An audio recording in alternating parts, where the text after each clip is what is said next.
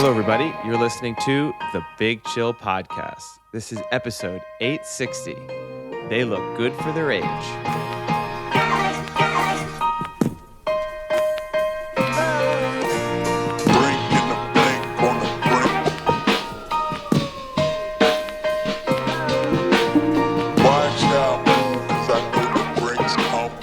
Hello, Big Chillians. Welcome back to the Big Chill Podcast. I'm Frank, joined with Eddie. Eddie, how's it going?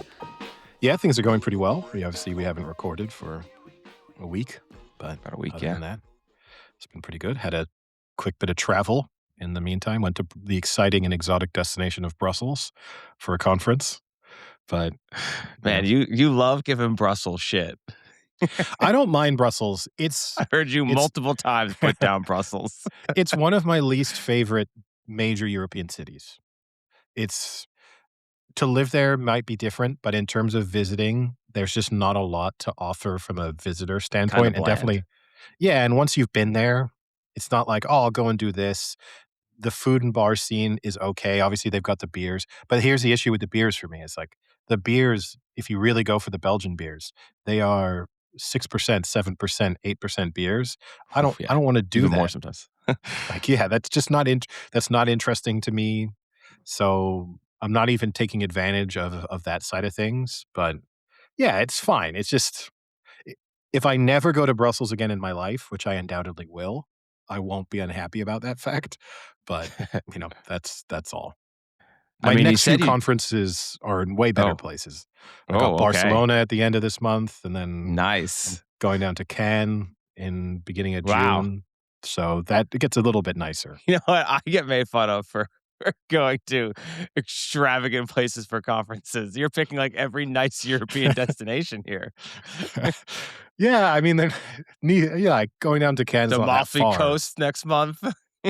I got another one in the down by near Nice in September as well. So that'll be. You guys have a nice villa. You're renting a villa on the water. Yes. Yeah. Yes. No, not extravagant hotel expenses, unfortunately. Yeah. When I first hopped on, you were downing a bottle of Gatorade, told me you played 3 more hours of paddle. You're really putting into paddle hours. I played 2 hours of doubles, and then the final hour, one of the guys I played doubles with was like, do you want to just play cross-court singles and just train for another hour? So we did that. We just basically sort of did drills. Just one side of the court? Yeah, so you're just playing cross-court. Everything has to be in. So there are no singles for paddle. There's not like a singles at all. No, it's way too big to really properly do. I think when you do see people play singles, it is like that. So you're just playing cross court and kind of trying to do it there. But in terms of competitively, no. But yeah, it's going well. And I'm playing again in 4 hours. So unreal. Jeez, this guy consumed by paddle. Yeah. Yeah, no, it's nice. The morning session's like pretty slow and relaxed. This evening, I'm stepping it up. I'm playing with some people, 5+ people, so we'll see how that goes. Yesterday, I played as well with.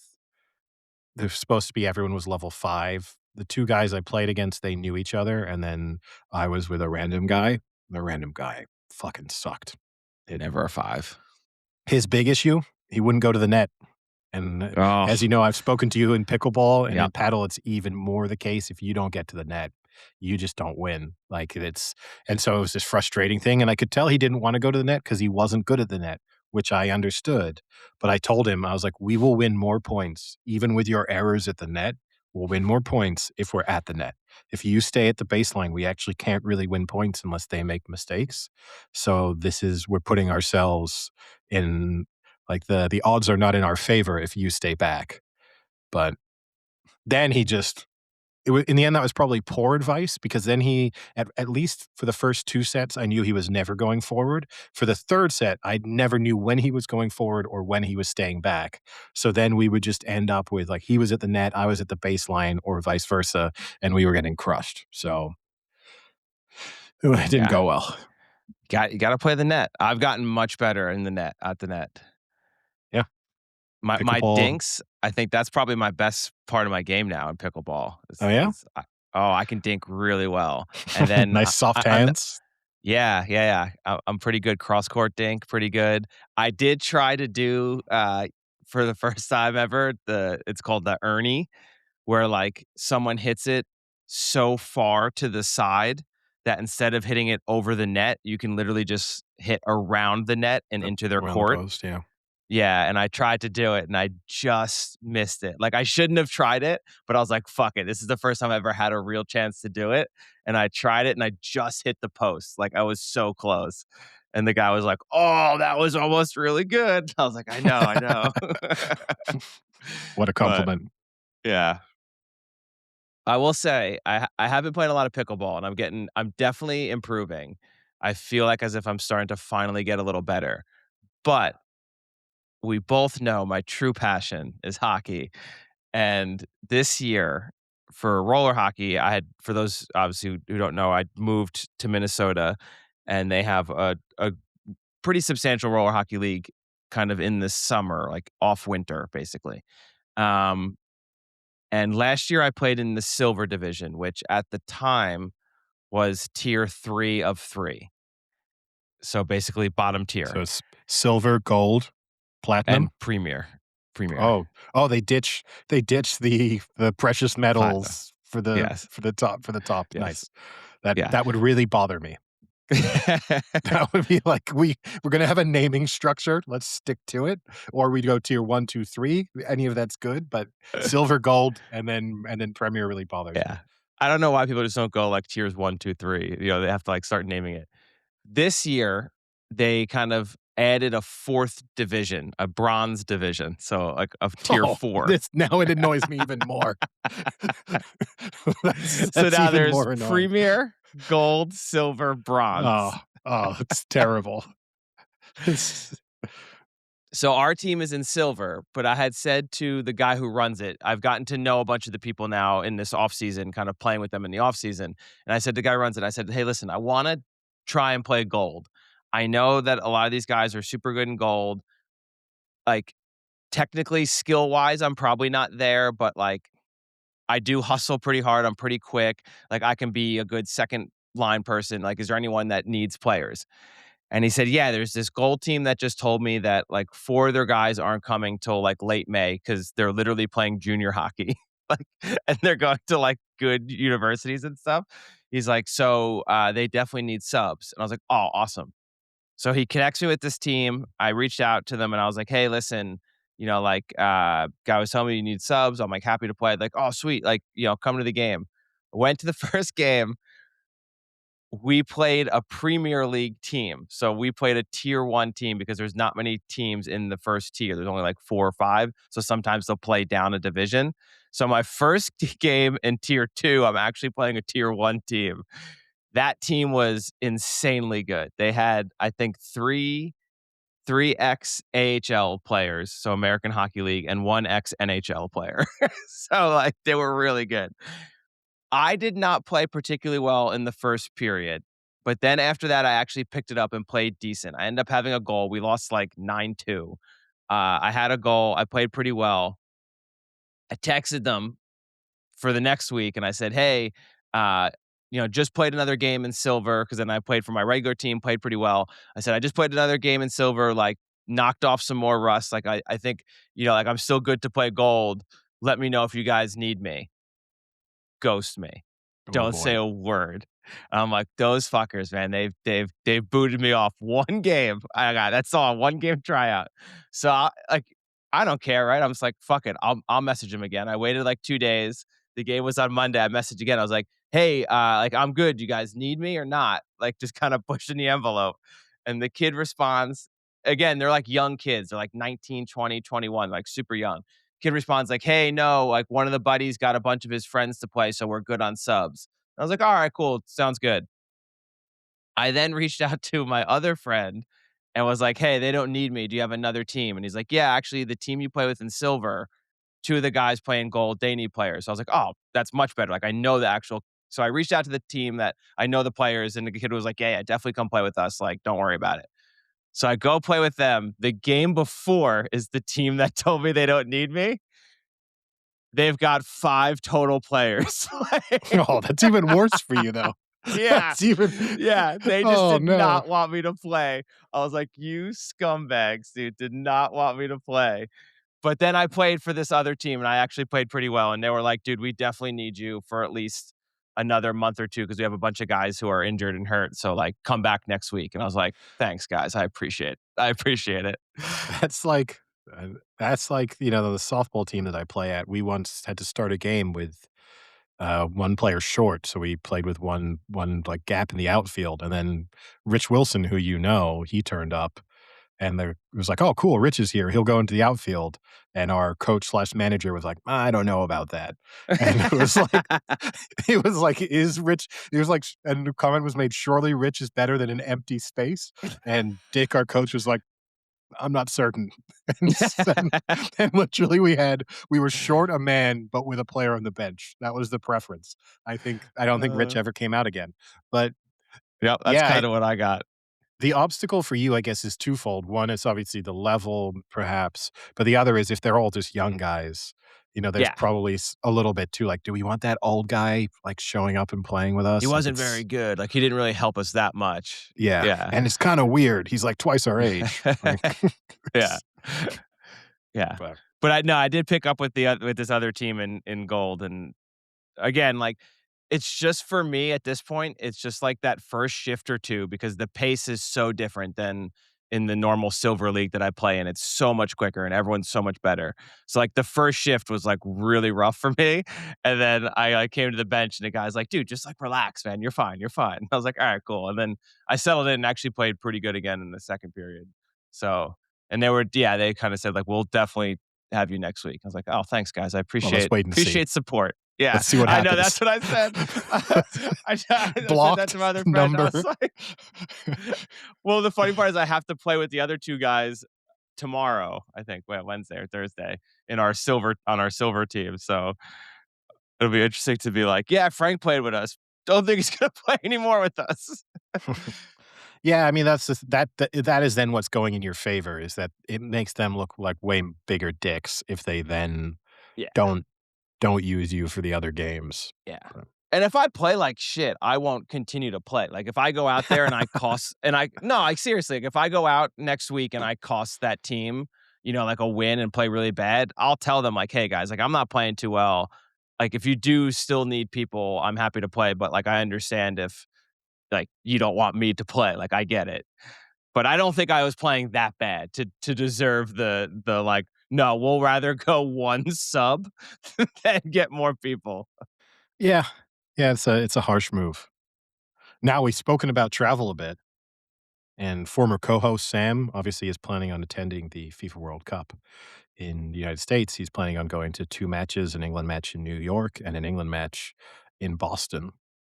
And I don't know if you saw, but traveling to the Gillette Stadium from Boston, they are going to significantly increase those train costs, the ticket prices during the World Cup. So currently it's $20 to get from sort of downtown Boston to Gillette Stadium. During the World Cup, it will be $75 to get there.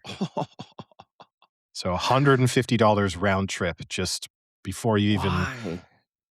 they're just milking people for all they're worth. Damn, And that I sucks. and I even saw, there was a lot of the friendlies, like France played Brazil, in at Gillette a few days ago, and a couple of other friendlies are taking place at World Cup venues to sort of help them, I guess, get a hold on things. There's been some really negative feedback in terms of some of the TV angles are not good because these are stadiums that are built to show NFL games. So, for example, they don't really have cameras that show the sort of corner end zone, which is Oh, where then when a corner is being taken, you literally yeah. cannot see the corner being taken. So that's been one issue, and I'm sure they'll fix that. That's kind of why you would host these games. But I also saw that there was some kind of issue getting to Gillette, and people ended up having to walk like an hour down train Oh, tracks to be man. able to get there. So feedback I not c super positive. I can't wait for us to to report on Sam's miserable experience on Sam's behalf.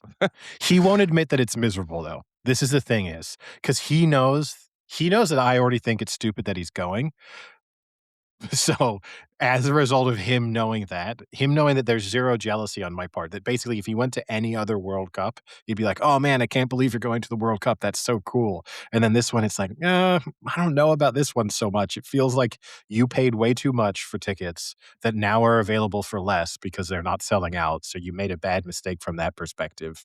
And also, we were already making fun of him for the fact that he was attending all of these England matches so that he would Yeah, qualify for these still tickets. attending. Still attending, still just, "Oh, had to go to that Uruguay friendly." Like, that's that, meanwhile, you and I could just buy tickets for an England game right here, right now. We could just go on Ticketmaster and make the purchase, Is like, with that the none of move? I get a ticket for like $30 and meet him there? yeah, sit 1 row in front of him. "How much you pay, Sam?" Maybe But that's what I'll do. I'll find out where his seats are. yeah, so no, interesting to see, and obviously, we're recording this tonight is the final leg of the European qualifiers for the World Cup, so next episode, we can Yeah. obviously speak in the semi-final of those playoffs. Heartbreak for Republic of Ireland, who blew a 2-0 lead and then lost on penalties, and heartbreak for Yeah. Wales, who conceded a late equalizer and then lost on penalties. So, not a great look for British and Irish football, but England and Scotland will be carrying the flag for the British Isles. Yeah, I think yeah. I mean, the Ireland one losing to Czech, right? That's Check, yeah, 2-0 Czech up. are a good yeah, They're 2-0 good. up is still tough. Czech's a good team. I think the Wales losing to Bosnia. I mean, the issue is I don't think Wales are that great, but Bosnia I think is definitely beatable.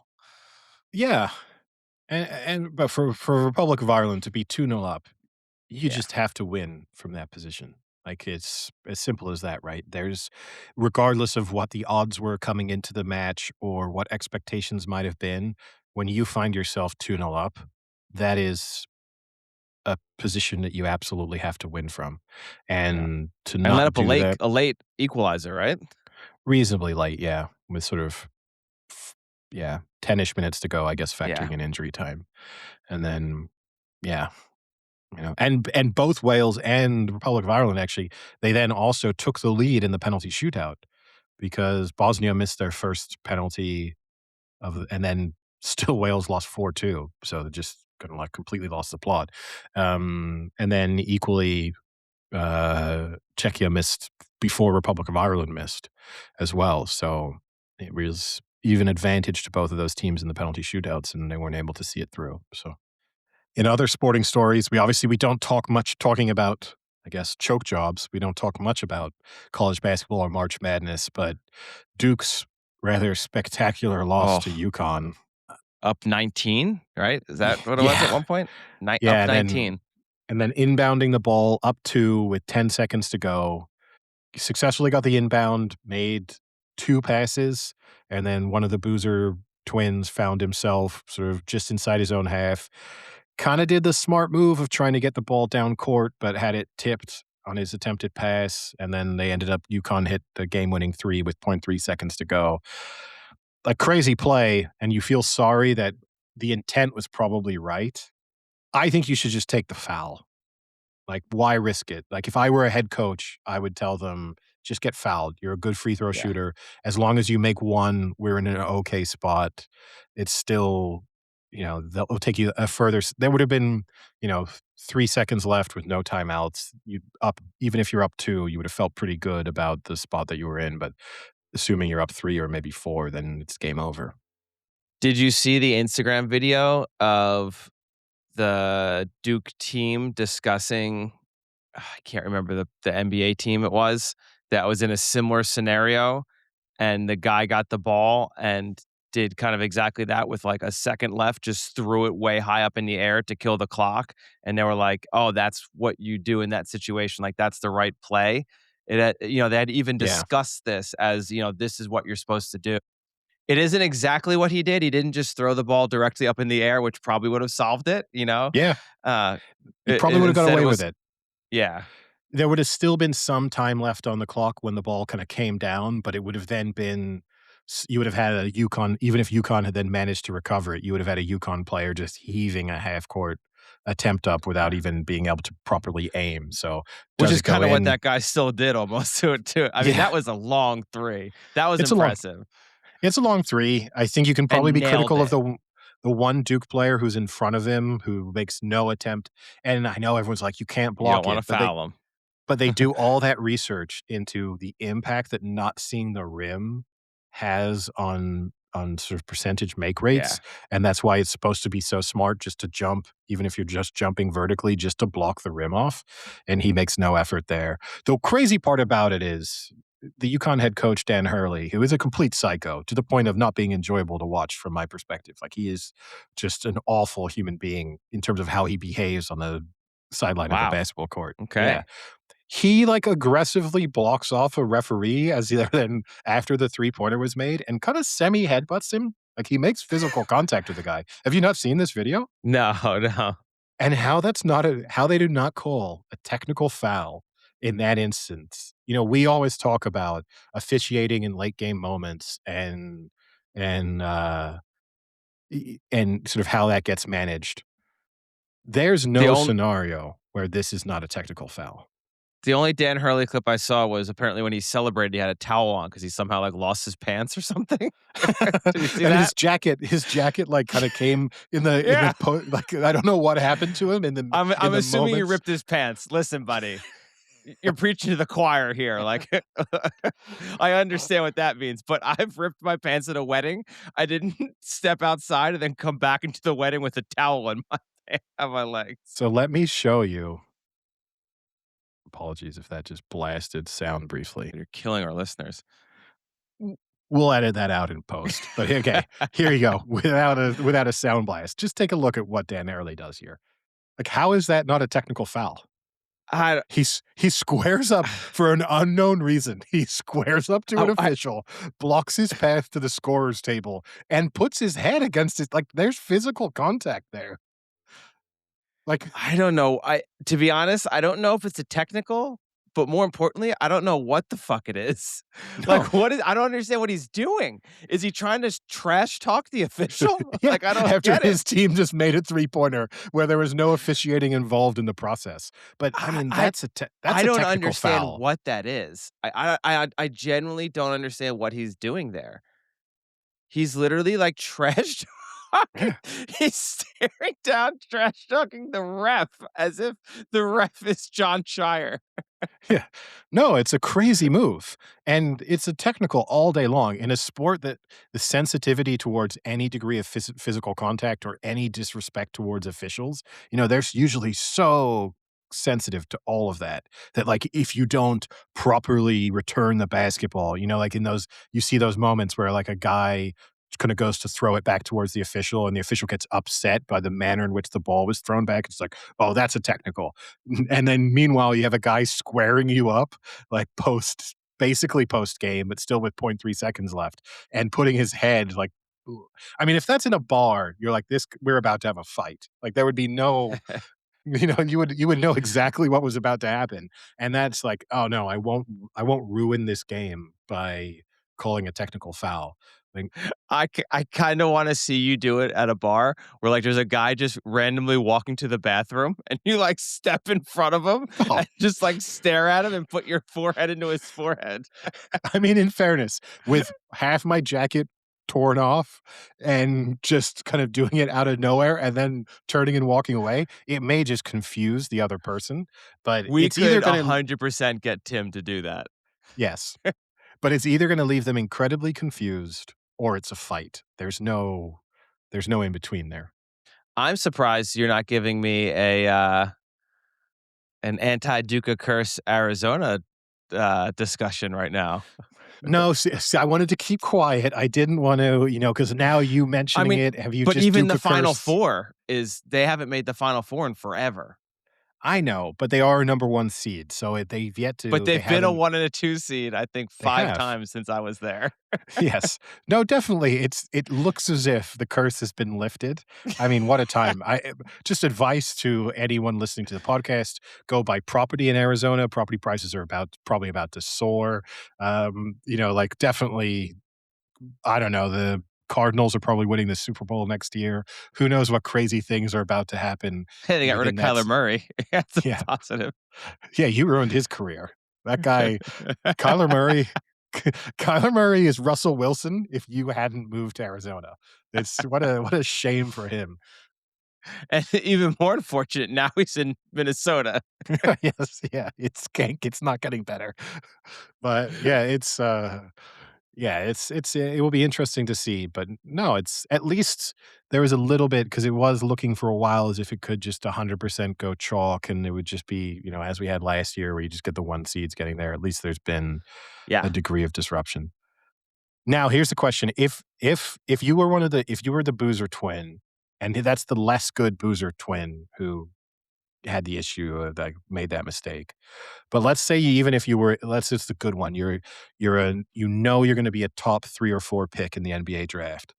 If your collegiate career ended with that kind of catastrophic mistake, do you want to come back to atone for that? You 100% want to come back, but you 100% can't come back. Really? Even in a world where you're with Ah. NIL, you're making good money? Yeah, maybe it's a little different scenario because they are the Boozer twins, and they already, I'm gonna go out on a limb and say, are pretty financially stable. Regardless of NIL or not, I'm sure their family has some money, from their father, being very successful. So maybe that changes it a little bit, but I think if you're someone who's not, and even if you're getting 2, 3, 4 million in NIL money, sports can be so fragile, your career, what I mean? You could have one bad injury in college and never really amount to much. I don't know. I probably would, like, that would definitely affect me really deeply, and I think you'd kinda almost have to come back, like, you kind of owe it to yourself and to Duke in a way, I think, and to the fans, I'm sure. But if it's like, come back and get 4 million NIL or go to the NBA and make, what, 60 mil guaranteed? That's a tough thing to pass up. Yeah. Yeah, it is. Yeah, it's I don't know. It's easy to kind of look from it from the outside perspective and be like, I would wanna go back. I think if it's me, I want one more go of it. I guess it depends on who else is returning too. So how confident because you would need to feel like you were in with a very solid chance of winning a national championship if you were Yeah, coming which back. I'm sure And Duke are. probably. Then the problem with the March Madness in general is one and done, so even if you're the best team in college basketball, you could still end up like that Yeah. year Kentucky won every game all year and then lost in the whatever that was a semifinal and didn't even make the final itself. So And I think personally, like, too, both college basketball and college football, there's something to that fandom that's different than professional sports that I think it has got to be very endearing and very, like, you get swept up in it a little bit. So I think that aspect of it as well. Whereas, like, you'll go to the NBA and, you'll have heavy, huge fan bases, but, like, the way that they support teams is in a slightly different manner and, like, emotion level. Whereas you'll get people in college, like, I mean, there are Duke fans, I mean, that are, I mean, they would probably take bullets for the players on the team, you know?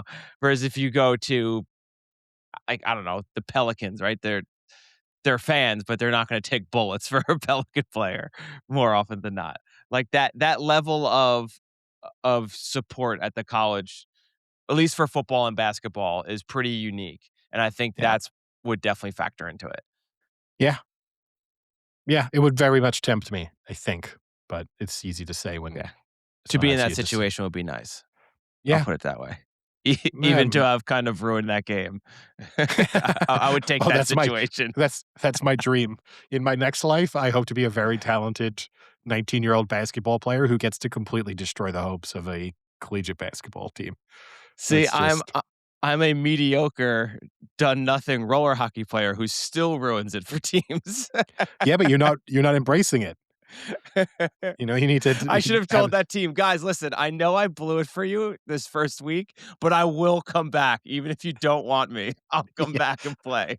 You could have just see, that would have been the move, just sat in the stands fully geared up, just staring at them, just, like, with your stick, with your roller skates on, your roller blades on, helmet on, just fully ready to go as they're not able to make any subs. You'd just stand there looking and just I think they then lost, like, 10-1 too, again. well, I guess with no subs or They even had one sub. one sub, like, I mean, if you just be gassed, right? Like, I mean, Oh, yeah, even if 100%. you're way, way better, that's gonna be a tough thing to compete with. Alright, Eddie, I have a quick non-sports topic I wanted to discuss. Okay. So we always we do discuss different, uh I don't know, life scenarios and kind of like, let's say Larry Davidisms. That's kind of something we discuss a lot. I encountered one last week that I kind of wanted your opinion on, and maybe we can get our listeners to chime in and see what they think. So I had to drop off my car to get repaired or I just get serviced. And I had like a 2 hour time slot that I had to kill. So I walked down the road to get some breakfast, hung out, had like a long breakfast, kind of extended the breakfast out. And they texted me and said, "Hey, the car is ready a little early." I said, "Oh, perfect." So I paid my bill. I started to walk. It's about a 20-minute walk. And about 1 minute into the walk, I said, "Uh-oh, I don't think I'm going to make this walk back. I need to find a bathroom pretty immediately." There was a Starbucks like 2 minutes down the road towards where I was going, and I was like, "All right, I have to get into the Starbucks." Like, we're getting close to like a "Uh-oh, this could be bad" scenario. I had just had breakfast and had like 3 coffees. What's the Okay. obligation here when I get in?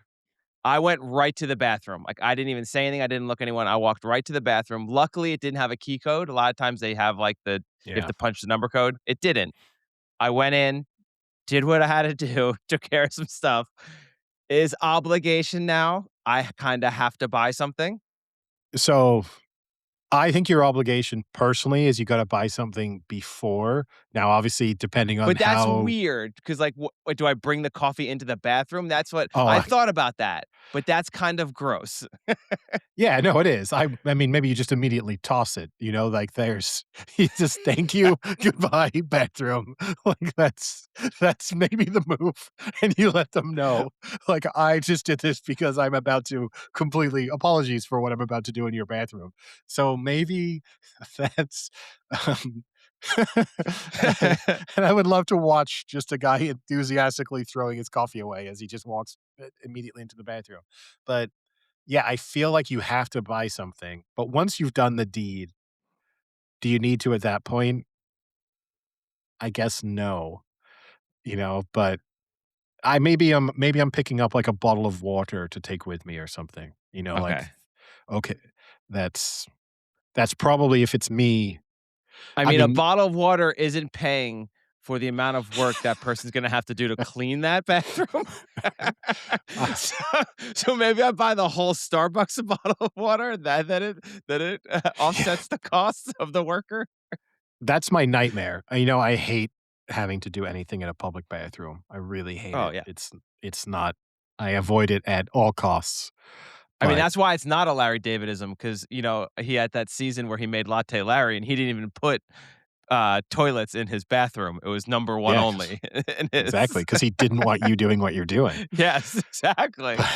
Now Which imagine that scenario where I'm like, "Oh, Latte Larry's, I can go," and I run in to go to the bathroom, and there's no fucking toilet. That's a nightmare.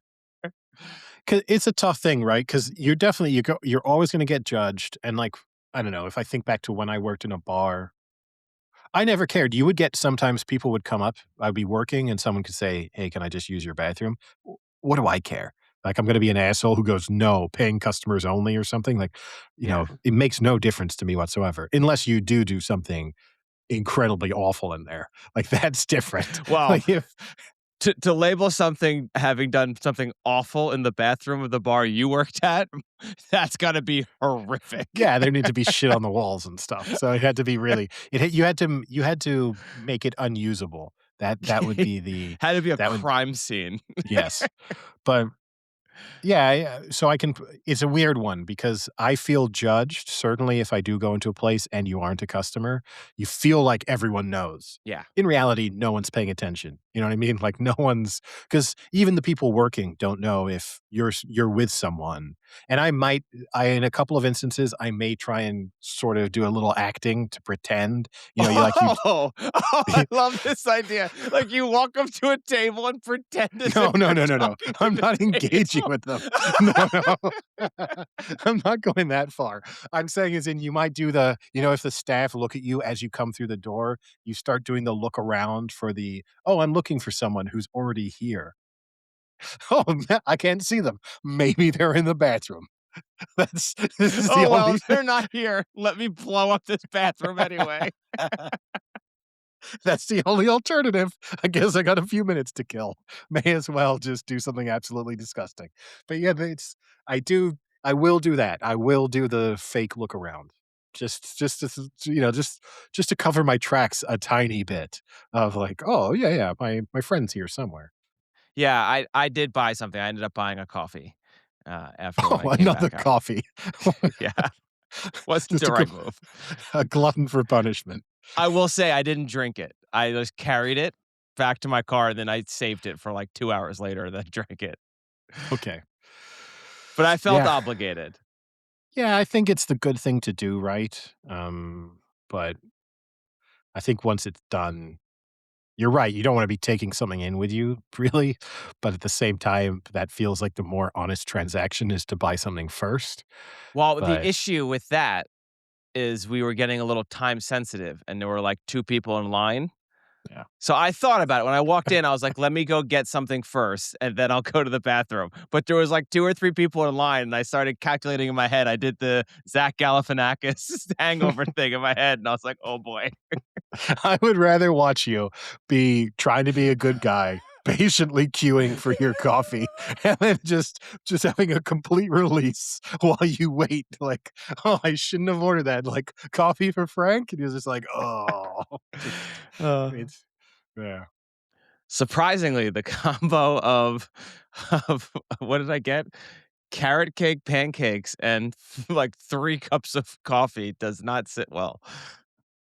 Who'd have thought? Yeah. Speaking about non-sports topics, to taking us on to a little bit, I guess, of our TV and popular culture discussion. It's a Oh, show that I've actually wanted to bring up for a few episodes now, and I don't think you watch this. Do you watch Shrinking? no. Never got So, like, into it. I'm not a huge Shrinking fan. I never thought it's amazing, but it's passable, and it's just gonna become one of those shows that I watch. So when it comes out, I'm sort of just putting them on, and the episodes are relatively short, and it does what it does. It's a little bit Ted Lasso category of it's just sort of relentless happiness for the most part, even in the face of catastrophic events. This season has not only got way worse, just the whole plot is so stupid and convoluted at this point, but the dynamics, it seems like a terrible example of what therapy should be and just the way therapists should behave. So that's already concerning. But also, there's this weird thing. So to give you kind of the short summary of the plot, um, Jason Siegel's wife has died, and he's kind of Spoiler alert. well, he's processing the death of his wife, who she died. She was killed by a drunk driver in a car accident, and it turns out that that drunk driver is what's his name from Harrison Ford. no, uh, who he is in it, but that is not his role.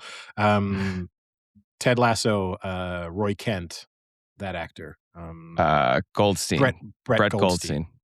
So Brett Goldstein is the drunk driver, and sort Oh, of the show sort of wow. sets you up for this Spoiling everything. idea. Again, it's not the show sets you up for a little bit of, hey, Brett Goldstein did something awful, but maybe isn't an awful person, and then at the same time, can there be some degree of reconciliation between these people, and how can you move forward in your lives? Oh, they know Somewhat each other. they don't, but the show brings them together. So, Wow. yeah, Super it's all common. yes, often happens. Now, Jason Segel has a daughter, and this daughter becomes pretty good friends with Brett Goldstein, who is the drunk driver who killed her mother. They have a kid Now together. no, but what's bizarre about it is the show treats that as weird. The weird thing to me is that Goldstein's like 40 years old, and this girl is supposed to be 16, and at no point when Oh they are boy. hanging out together and being friends, it's like, "Oh, that's weird. You're hanging out with the guy who killed your mother," which it should also be like, it's also weird because you're a 16-year-old hanging out with a 40-year-old, and That is weird. that raises red flags regardless of what happened when one night when he was drunk and got behind the wheel of a car. And as a whole, the show kind of throws this Jason Segel's daughter as a teenager into these group adult friend dynamics and treats that as totally normal, including when they're having conversations about sex and things. I find it very uncomfortable. Are you sure Like, she's 16 and not 60? so this is now season 3. She is now a senior in high school who just got accepted into college. So, like, the show is now her 17 or wrapping up 18 now. now. So season 3, she's approaching high school graduation. Let's say they put her in, she could be 19, she could be one of those kids where their parents chose to stick her in the year below. But Yeah. start of the show, she's at the most 17, but probably 16, potentially 15. And But hanging out with that's 40-year-olds. yeah, and, like, it's okay, it's fine to see, like, there's a moment in the show where she kinda has a crush on an older guy. Okay, that's fine, that's the type of thing that happens, but it's just also, like, it's one thing that she has the crush, but you're still all continuing to hang out, and that's a bit weird. But anyway, is what it is. And But so it's not as she's now sleeping with Harrison Ford, which is super crazy then, I guess. she is not, no. Harrison Oh, Ford is dating someone roughly his own age. so 90. He's, like, 83. I think the actress playing his girlfriend is in her 70s.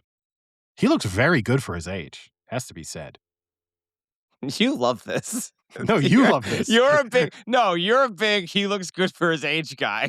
Oh, yeah, I'm positive. You're negative. This is an instance of a moment where we flip our normal dynamic that I'm much more positive about older, like, "You look good for your age," and you're like, "That guy looks like shit."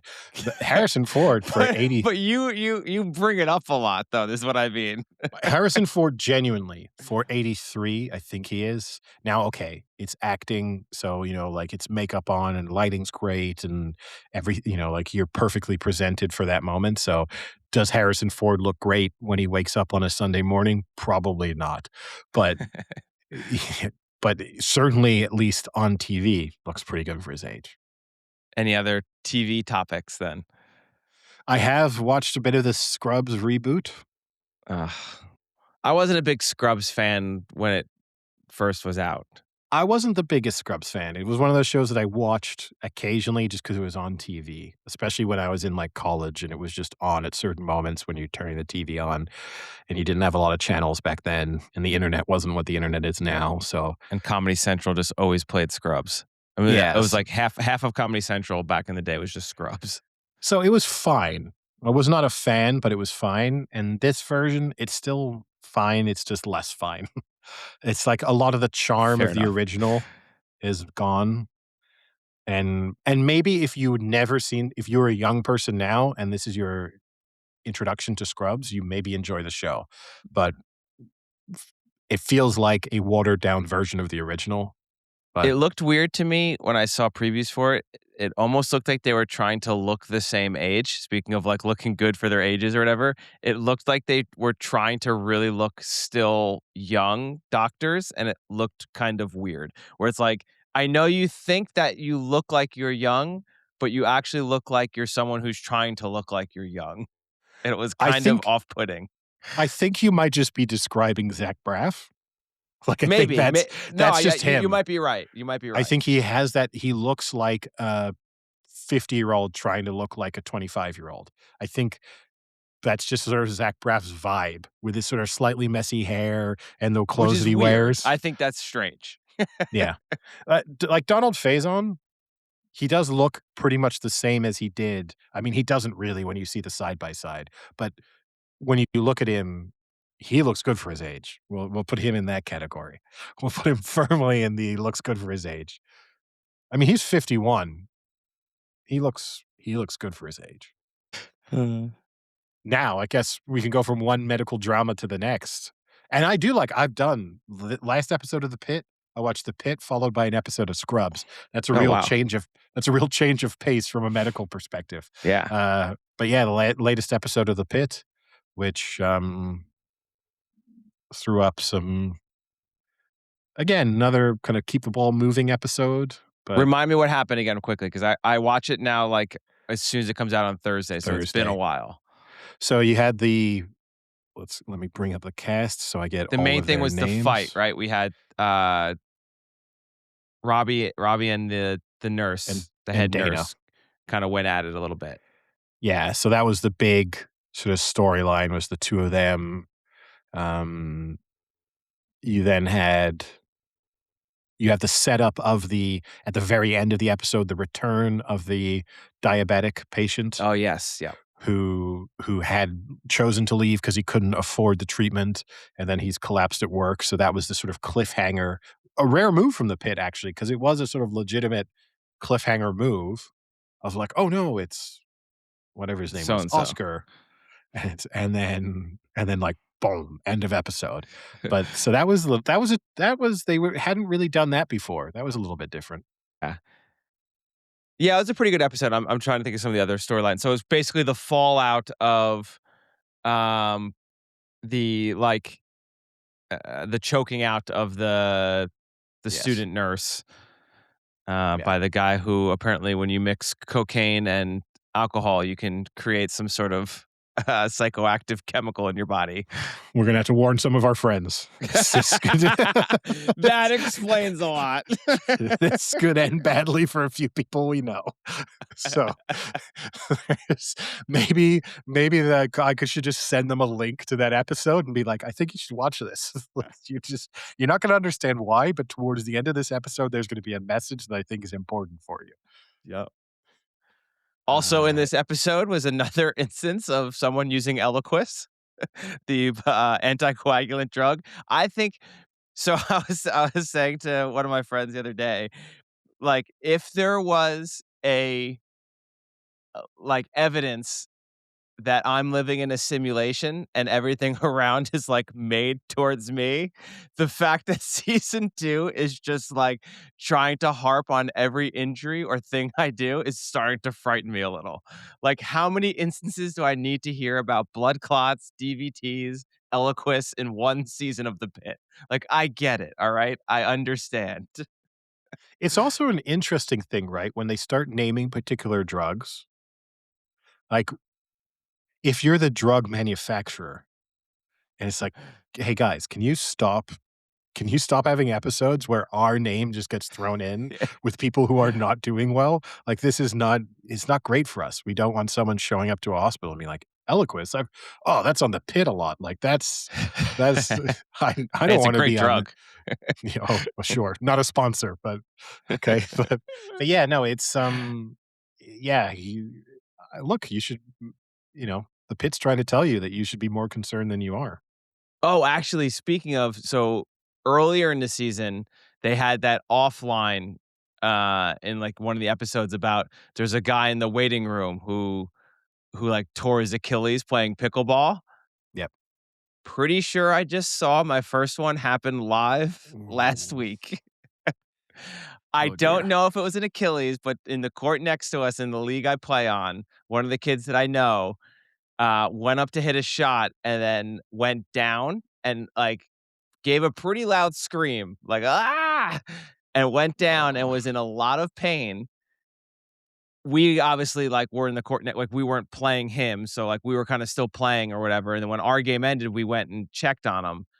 One, he was white as a ghost, like, this kid, the fact that he wasn't passed out already was impressive because his face was just white. But then by about 30 minutes after it happened, because he had to wait for his wife to come pick him up, he had a humongous bruise already, like very low on like the back of his ankle. So I don't know if it was a calf or an Achilles. It was something, but it Neither are good. wasn't good. Either way, it did not look good. He could put zero weight on it. And it was actually I kind of felt bad because we have the chairs in there that have like little wheels on them. So his way to get to his wife was to like have him sit in like a little wheelie chair and someone like wheeled him out like a kind of like a makeshift wheelchair, but it just looked way more pathetic because it was like a nice like lounging chair. And I kind of felt bad that I thought it was funny, but yeah, it did not look good, and I don't think I'll see that guy for a while on the courts.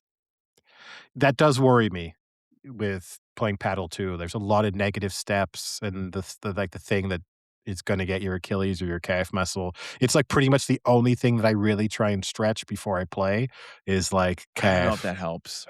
Probably not, but at least in my mind, it feels like it does, and it is something that you just as you play too, you feel like your ankles and around your Achilles area, you feel getting, like, tired and sore just from the lots of the movement, so then that's sort of concerning. A Yeah, guy I play with has sort of tweaked his Achilles tendon, but not done bad damage to it. He's also 55, so he's not close to the that end. Does he look good for he 55? he looks okay. Okay. He looks 55. He's not Harrison Ford. He doesn't look But bad. no, exactly. But yeah, it's, that definitely worries me, and I'll touch wood now because it's always smart too, that to do what I'm doing and play for 3 hours, then cool down for a while, and then go out and play for a Yeah, further hour. That's yeah, that's your body loves that. They always say that's yeah. the smartest way to avoid an injury, but yeah. Um, and then at least this episode though, it did address the like Robbie being a dick thing in that Yes. just more. I wish they'd done that earlier in the season. I Yeah. understand Oh, that they alright. needed to like let that build a bit, but you could have had Dana and those characters making more comments about him being a dick from Yeah, episode 1 or 2. And also just saying like you've been a dick for a while, not making it seem like have you just this is the one day he's just been a massive dick. It yeah. doesn't make a lot of sense.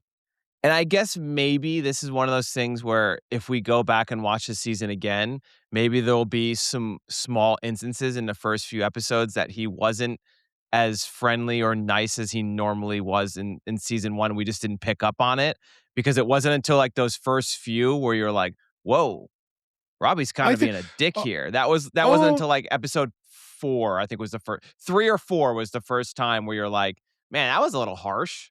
I think, yeah, it got worse over the course of the season, but even in the first episode, he is very cold and resistant to, Dr. Al-Shawi, Alashimi. what Al-Hashimi. That's from the very beginning, right? And okay, you could Yeah. make he doesn't trust her taking over his ER or whatever, but still he's a dick about it. It's Yeah, it's not true. like from moment 1, he's not pleasant to her or about the scenario, which is weird because it's like she's only taking over because you're going on a sabbatical. This isn't it's not like the Yeah. hospital administration has said, "Hey, let's bring someone else in to help you out." This is like you're choosing to go on vacation and someone else is gonna have to pick up the slack. So I think only like 3 episodes left, right? Yep. Yeah, nearing the end of the season. I did, to round off the popular culture talk, I did also go to a movie this weekend. Oh, you saw Project Hail Mary? I saw Project Hail Mary in the Ah, I wanna theater. see it. It's good. Damn, I do wanna see it. It's good.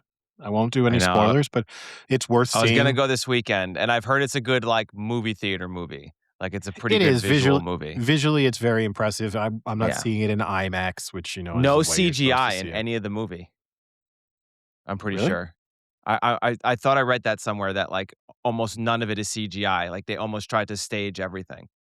Yeah, I mean, I'm sure some stuff obviously would have to have been like, there's, the like, space part. spaceships. Yeah, yeah, but yeah, No, I mean, yes, they yeah, could yes. do that. They could be doing that theoretically with models. Like, that's not impossible. You could be doing it that way. I Like could have Star sworn I read Wars. somewhere where, like, almost none of it is CGI'd, like, they tried to build most of it like real sets. When you see it, it's very believable. There's not because it's mostly relatively contained, so that isn't like that of surprising of a fact. I'll say this, both this novel and The Martian, written by the same author, I enjoyed this Andy more than The Weir. Martian. Or no, If Andy Weir is the that's director. Uh, you enjoyed it more than The Martian. But Yeah, see, this is tough because I'm a huge Matt Damon fan, so you that are. bumps up The Martian for me. Like, I Yes. love The Martian. I Yeah. I weirdly, like, anytime The Martian is on, I will watch it, and Chris will be like, "Why are you like, what is it about this movie that you really like?" And I'm like, "I don't know. I just really like it."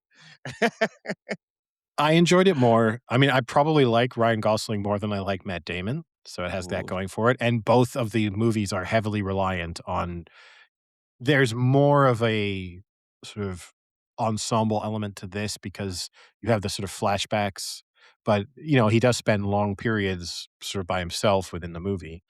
Um, I'd say what I appreciated about it, and this is probably something that you're gonna say you won't like. The Martian, they still did long scenes of Matt Damon pretending to do math and science.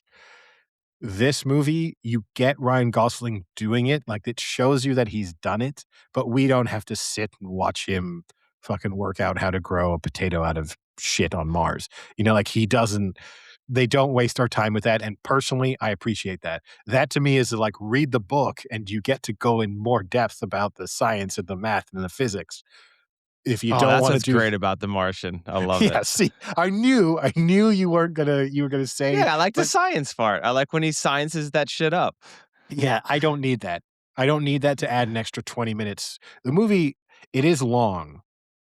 I mean, that is true. This is a prime candidate for our argument that there should be an intermission. I would have appreciated an intermission, and there would have been a moment in there to have that. I could have done with just a little break. Yeah. It is Andy Weir is the author, not the Okay. director. That's why I said he's the author of those, yeah. I did manage to semi-ruin the movie for a friend of ours, though. We were talking Well, about it, don't and he ruin was it for like me. I wasn't, but he was like, "I'm reading the book. Is the movie good?" He's like, "I'm about halfway through the book." Oh, And we I were I having already know. I already know what you're gonna say say because I've kind of heard some stuff, but still don't spoil it because 'cause I'm not 100% sure, but I think I know. well, I have Because no way of because I think there's something that happens in the film much earlier than it's introduced in the book. Is that what you're alluding at? possibly, I don't know. I would guess Okay. so based on him saying he was halfway through and this thing hadn't appeared yet. But, Yes. like, I think so that's it. he was so I kind of threw that in. He was like, "Wait, what are you talking about?" And I was like, "Oh, Yeah. it's" and then fortunately, there was a third person in our conversation who was like, "It's in the trailer." It's Like, in the that trailer. Yes, it's in like the trailer. Yeah. I think I can say this. It doesn't ruin the movie whatsoever. It's the existence of this sort of rock alien, Yeah. which, yeah, like, and It's in the again, trailer. I didn't spoil anything movie related or book related because it was just like, okay, yes, this rock alien appears. I haven't told you what happens with it. And it was only asked because the other guy who we were having this conversation said, "Does Ryan Gosling have sex with the rock alien?" And I said, "No, and it's a man, so there's no romantic relationship between the two of them. Not that there couldn't be, but there isn't in this instance." And literally the other guy reading the book is like, "Rock alien? What do you got?" I was like, Yeah, "Yeah, sorry." that was a big controversy that they showed it in the trailer because apparently in the book, it's like a big turning point in the book, and it doesn't get introduced till much later on. It's a big turning point in the movie too. And when I say early on, it's an hour and a bit into the movie. You wait a Okay. while. And hadn't seen the trailer, so I went in completely blind as to, like, what was eventually gonna happen, so which is probably the way to go, so I apologize to listeners for not allowing them to have that same experience, but It I'll is in the flip it on trailer. you. I'll flip it on you to maybe wrap things up. I'll put you in the similar you had your, "Is it okay to poop in Starbucks?" question. In That go wasn't the question. That was not the question. in in in in in going to this movie, I've already told you this, but I accidentally sent the invitation. I sent the text message to the wrong person in my contacts. So That is so tough. I have multiple people with the name Pete, and Another Larry Davidism. I accidentally sent it to the wrong Pete.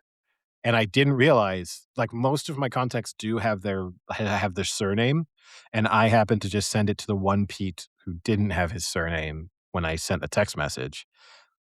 And at first, I thought it was weird because this guy read so I sent this email at, like, 10:30 in the morning.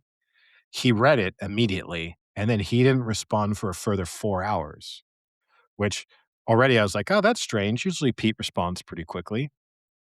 And so I sent a text message planning on going to see Project Hail Mary today in case that interests all of you.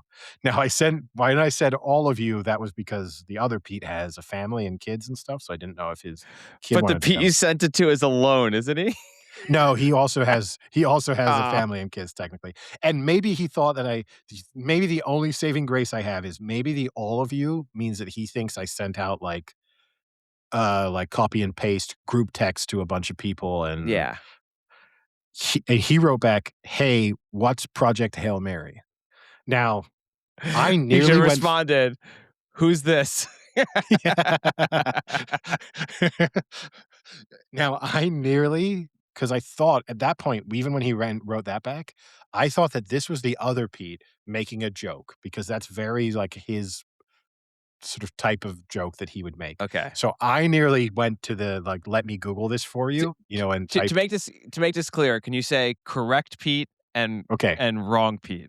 I'll do real Pete and Don't do wrong real because Pete. they're both real Pete's. So, Do correct yes, Pete and wrong Pete. correct Pete, that's on brand for text message.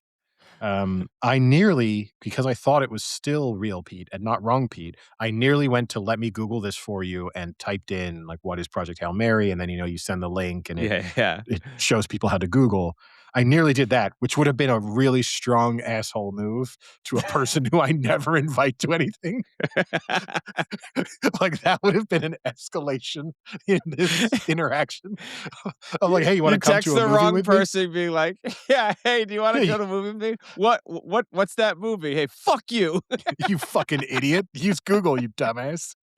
Why are you so stupid? This is why I don't invite you to things."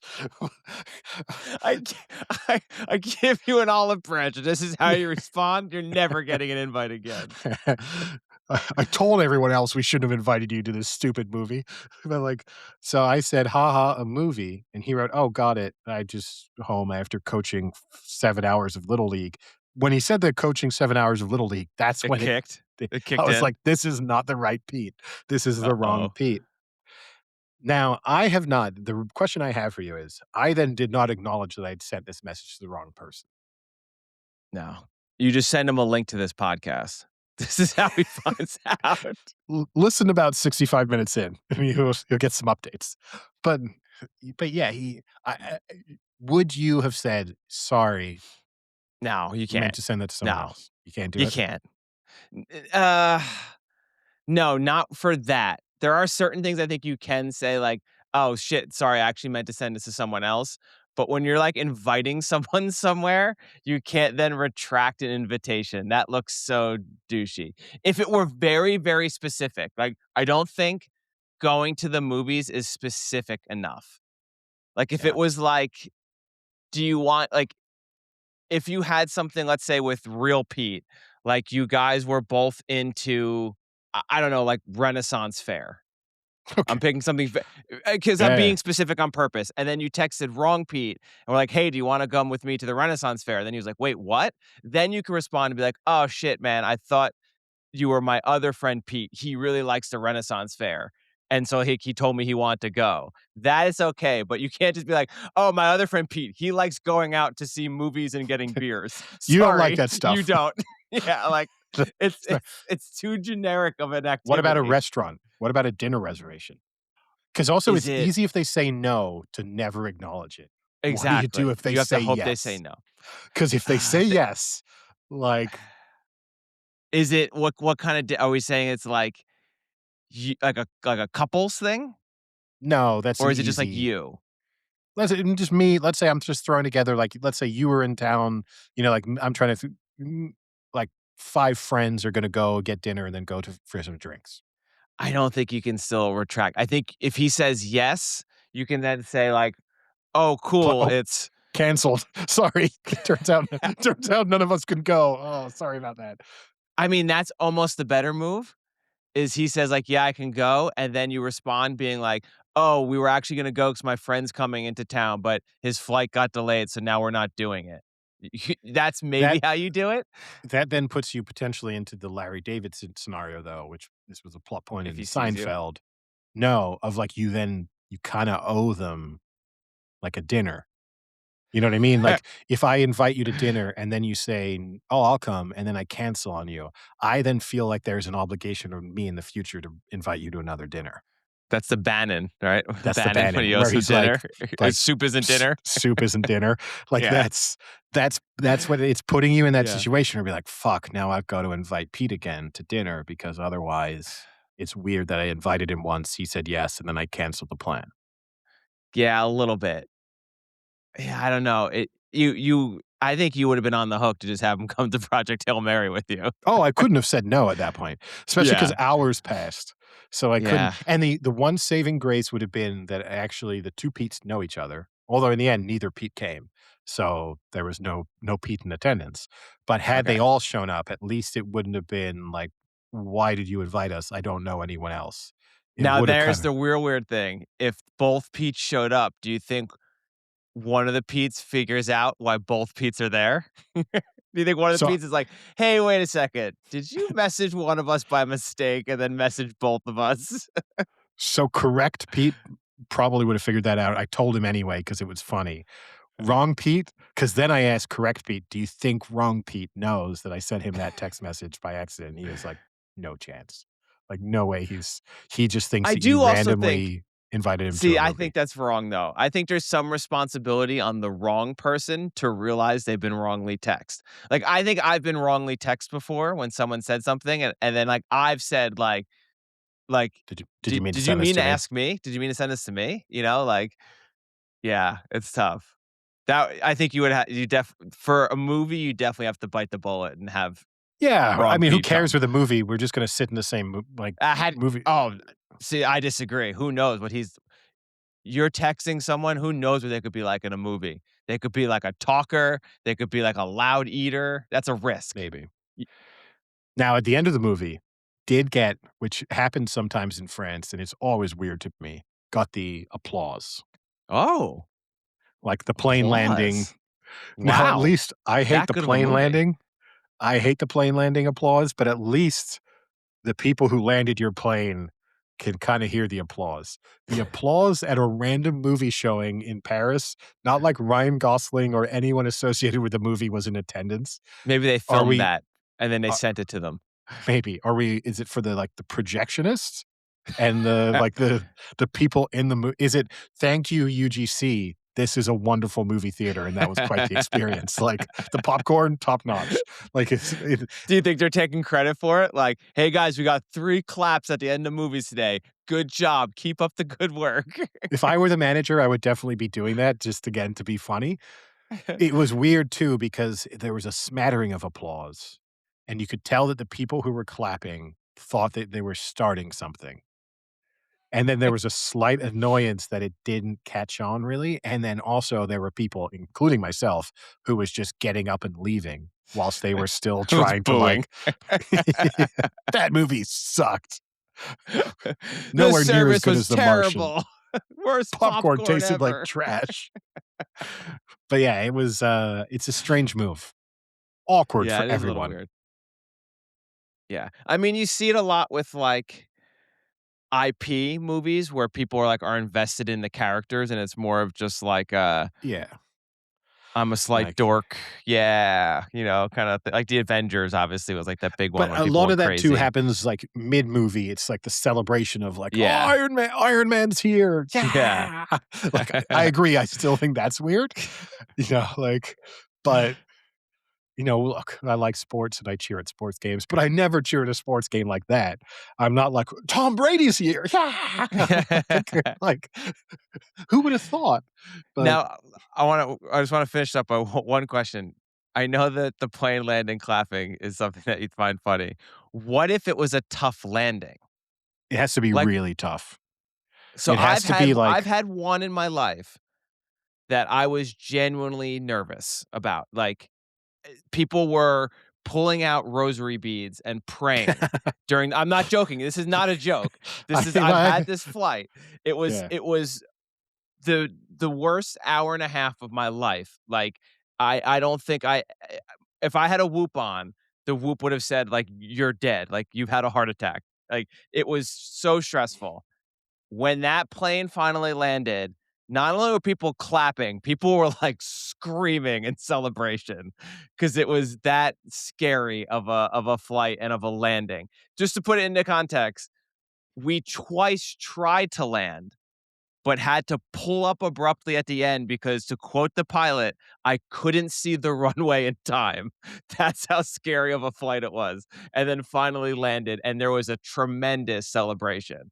I think that's fair. Like, good on that pilot for not killing me. Yeah, I've had a couple scary landings. I don't know.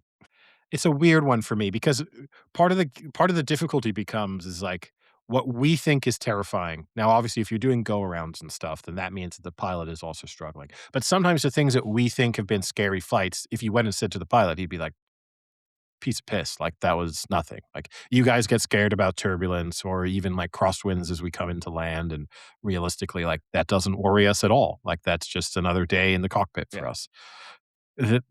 So there's that element too of, like, are you noobing yourself by applauding, and you got the pilot up front being like, "These assholes, like, they think that was a tough landing? They should have been with me when I landed in Charlotte like, right before a hurricane hit. That was a tough landing." Like, there's that bit of it, but yeah, if if everyone is really scared, I get the release of emotion. I understand it. But that most of the time, I think 99.9% of the time that people clap when you land, it's unnecessary. I mean, are you on flights regularly where people clap? Is I've this been a on a regular decent occurrence? yeah, pretty I mean, obviously, I don't fly that regularly now anyway. Trains, people tend not to clap when the Do train people pulls strap when pulls they're into the station. But, We should um start that trend. but but, yeah, I mean, I've had it on flights in the Interesting. last, like, couple years. It's definitely happened I don't know 2 the or 3 last time times. I've had it happen. Yeah, I mean, so I had the one flight that had terrible turbulence throughout the flight. Where was that? Where was I flying to then? I can't remember where in the which US trip that was. So I was just strapped in. I think it was flying to might have been to San Diego, but that was just terrible turbulence, and we were just strapped in for hours. That got applause. But again, that was one of those where it's like, that's mid-flight. By the time we were landing, the landing was actually really straightforward and simple. It's just the fact that you've had an awful experience for like 3 hours on the flight itself. But again, I'm sure up front the pilots would say, "It's a little uncomfortable."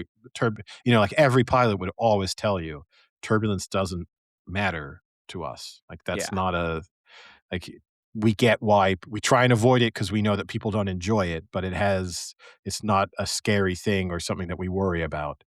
But yeah. No, it happens I think it happens a decent amount. It might be maybe it Interesting. happens more in Europe than in Maybe they're America. clapping because the pilot looks good for his age. Can't see them anymore. September 11th ruined that. No, at the At the beginning, you end, can you see get to him. see them when they're The standing beginning there. too, sometimes. I see him in Sometime the on a beginning small sometimes. plane. Yeah, when you can still when the cockpit's open and you can kinda Yeah. see them there. On a big plane, I mean, Yeah, the unless you're cockpit's open, they're just having a drink of whiskey, getting ready for their flight. You can see them. yeah. Oh, it's Denzel Washington. It's just but yeah. No, we'll see. Alright. Again, I get it, and I also appreciate that people are very nervous flyers. So if that's what makes you feel comfortable when you land, fair enough. Alright, well, with that, we'll call it a day. Sounds good. Talk to you later. See ya. Cheerio.